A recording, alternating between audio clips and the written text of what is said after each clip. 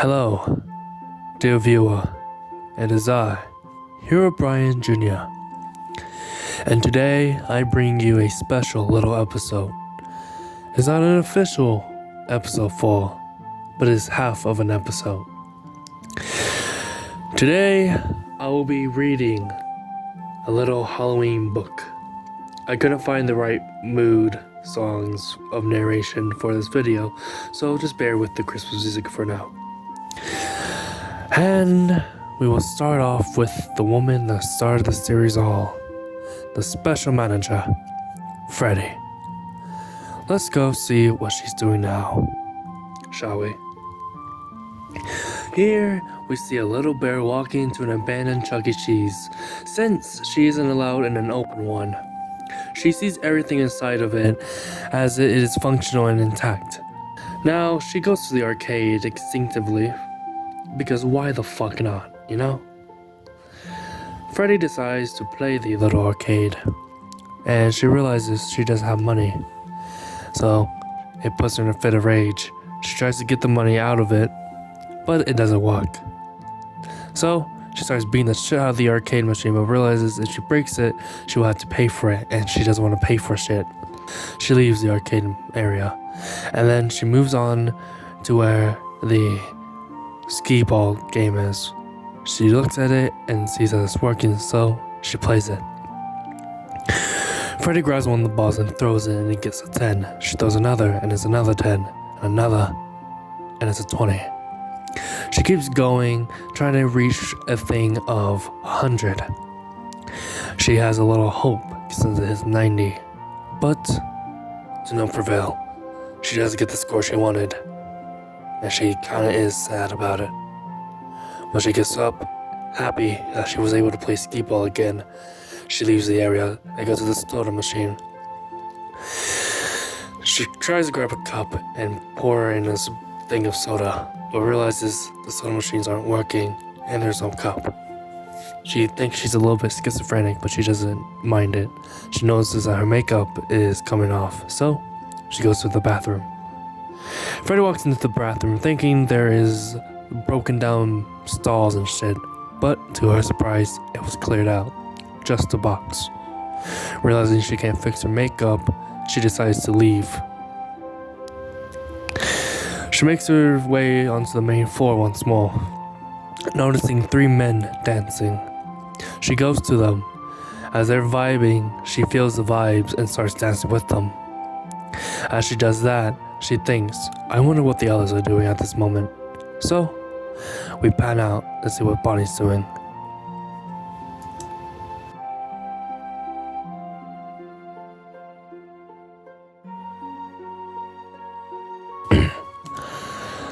As Bonnie zones back in, she looks around at the new blocky area that she's in.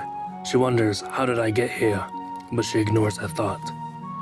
As she starts to make her way towards a little campfire site that she notices, she goes to it, admiring everything about it. She walks by the fire and thinks to herself, damn, that is hot. She walks by it once more, but a little bit closer. Noticing a blue torch she never seen before, she wonders what will happen if she touches it. So, she touches the flame, and to her surprise, she didn't get burned.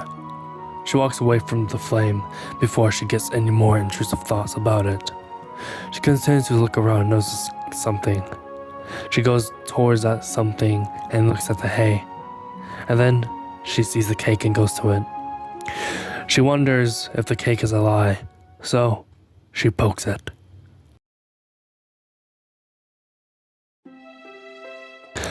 Then it explodes, so she decides to taste the frosting. She looks at it, thinks, and then goes for the taste. It tastes very good and it's strawberry, so it makes her happy, and she does a little bunny dance, as strawberry is her favorite type of cake. She sees something in the distance and she goes towards it, wondering what it is. She reads TNT and sees a little contraption on top of it. She wonders what it is and what it does, but she gets away from it, since it's explosive. She looks around, looks at the little house, tries to find a way in because it is raining. She doesn't want to get wet no more.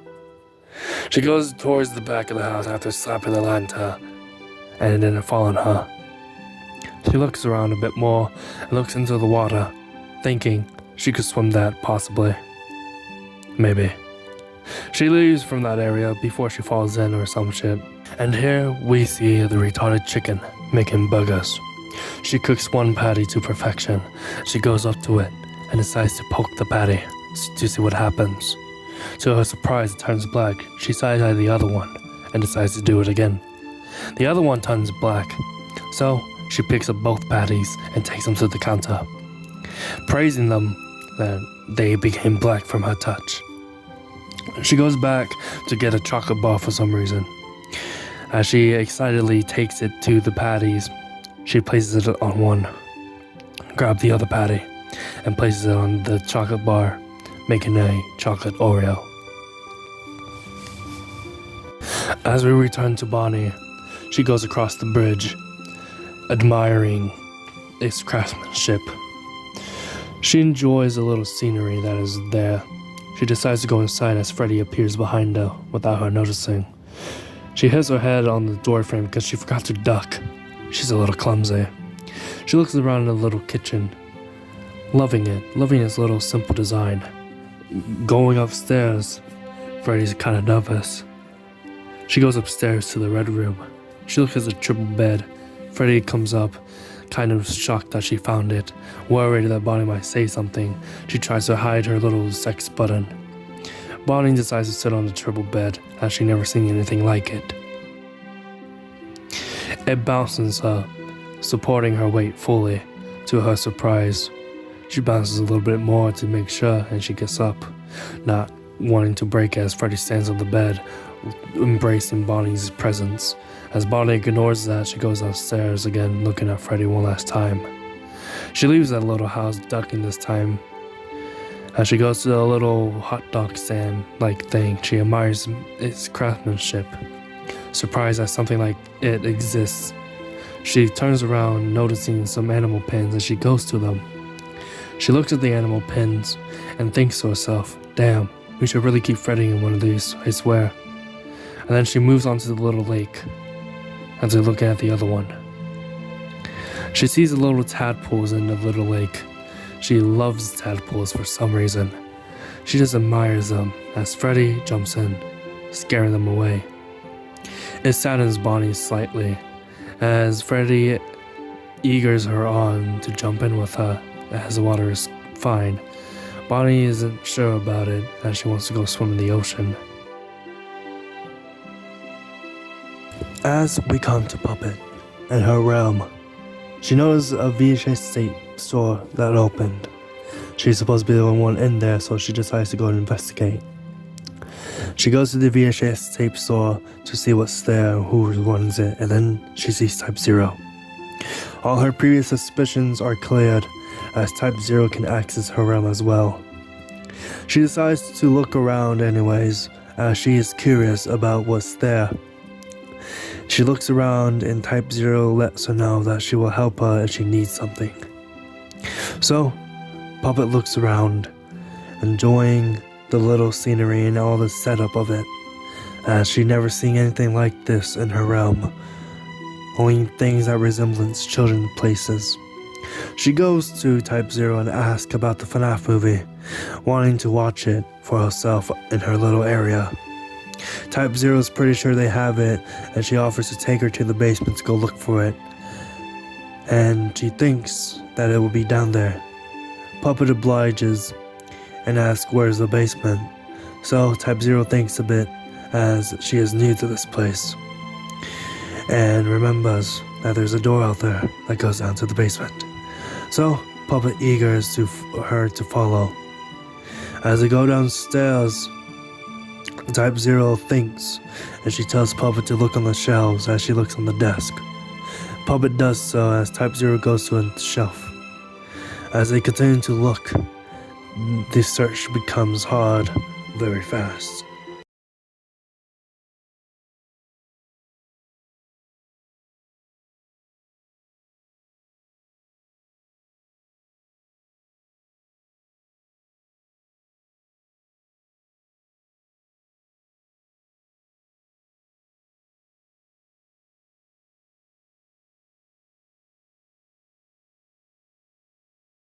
As Papa looks in the kitchen, she finds nothing.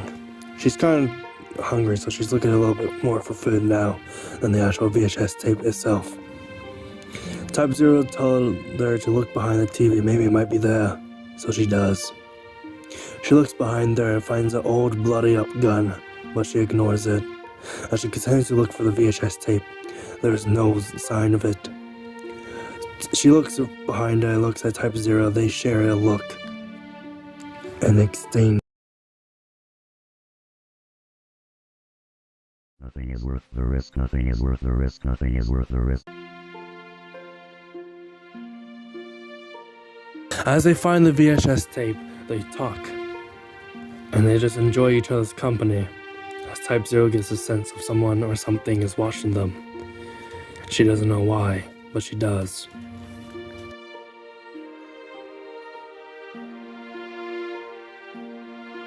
As Bonnie is thinking about jumping in the lake with Freddy, she doesn't, because she doesn't want to disturb the tadpoles anymore.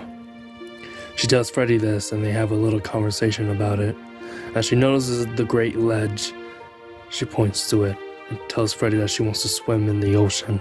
So she goes to the ledge and looks on. She looks back at Freddy once and goes back to the ledge. She thinks about it and says, fuck it. She says she's going to jump. She's going to jump. Bonnie takes a deep breath and does a leap of faith as she jumps into the water. As it consumes her, Freddy is saddened. Thinking that Bonnie has died, she starts to cry at the loss of a friend. Freddy starts to walk away, saddened, as Bonnie comes back. Bonnie bounces around in happiness and glee as Freddy runs to her with open arms. As she passes her, Bonnie realizes that she is immortal in this realm and that she cannot die. She continues to jump around in happiness, and then she goes back to the water, thinking that I can totally jump that shit. And then she backs up from it because she knows it's kind of stupid. As we come to Freddy Fazbear's Pizza, we go to see a little fox, a little lonely fox. See what she's doing her cove tonight on this lovely evening. We see Foxy here, just standing here alone. She sees her plushie with her that always accompanies her whenever she feels alone. She just sings to herself as she grabs the little plushie and hugs it dearly. Foxy's kind of narcissistic in some ways because it's kind of weird that she's hugging a plush of her own. But she does it every morning, reminding herself that she is worth something, that she is always alone, and no one really invites her to anything. So, after the hug sesh, Foxy decides to put the plushie down and get her day started. She fixes it up where it doesn't fall over, and she goes out and see what everyone's at or what they're doing. To her surprise, no one is at the pizzeria at this hour. So, she makes her way to the stage as she is not in the spotlight all the time. She just stands there, admiring it, admiring how bigger it is in the cove. She wishes that her cove was slightly bigger so she has some friends over and doesn't get crowded very fast. Foxy is very alone, but it doesn't bug her. She knows that she has other things to do, some things to keep her occupied. So, she goes to see if the arcades in the back work. As she goes there, she thinks to herself, I wonder what the others are doing. As she tries to work the arcades, seeing that they're all staticky for some reason, she wonders, who the fuck fucked my game? She looks around, seeing if anyone's in there, but no one is. She tries the first arcade. Nothing. She looks at it with sadness. She tries the second one. Nothing. The second one stuttered and she gets a little frustrated. As she tries the third one, nothing at all.